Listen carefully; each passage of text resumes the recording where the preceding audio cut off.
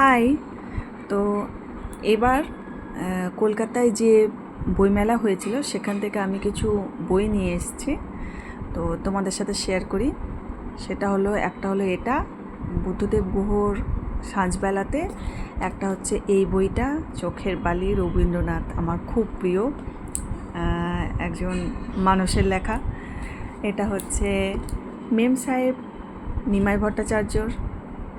আচ্ছা, এটা একটা গোয়েন্দা পিঠ বলে এই সুপ্রতিম সরকারের। এটা হচ্ছে ওই রিসেন্ট যে ঘটনাগুলো ঘটছে তার উপরে বেস করে 8টি গল্প।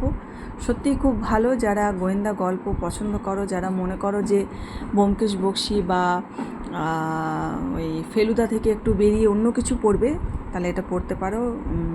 খুবই ভালো। এখন যে ঘটনাগুলো ঘটে তার উপর বেস করে খুব সুন্দর।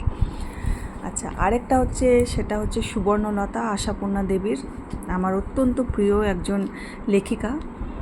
এটা আমি যখন সিরিয়ালটা হতো দেখতাম, কিন্তু এটা এখনও পড়া স্টার্ট করিনি। আর চোখের বালি পড়ে শেষও করে ফেলেছি। খুবই সুন্দর একটা নভেল রবি ঠাকুরের। আচ্ছা, মেম সাহেব যেটা, সেটা হচ্ছে যে এটা একটা সিনেমাও রয়েছে অপর্ণা সেন এবং উত্তম কুমারের।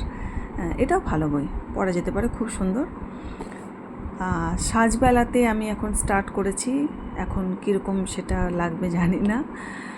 আরেকটা কিনেছিলাম, সেটা হচ্ছে আশাপূর্ণা দেবীর এই 5টি উপন্যাস। তো ওরা আমাকে বললো নিয়ে যান, খুব ভালো। কিন্তু আমার অতটাও ভালো লাগেনি।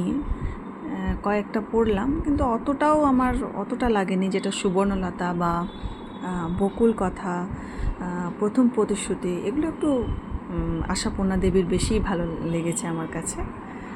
ব্যাস, এই তো। বাই।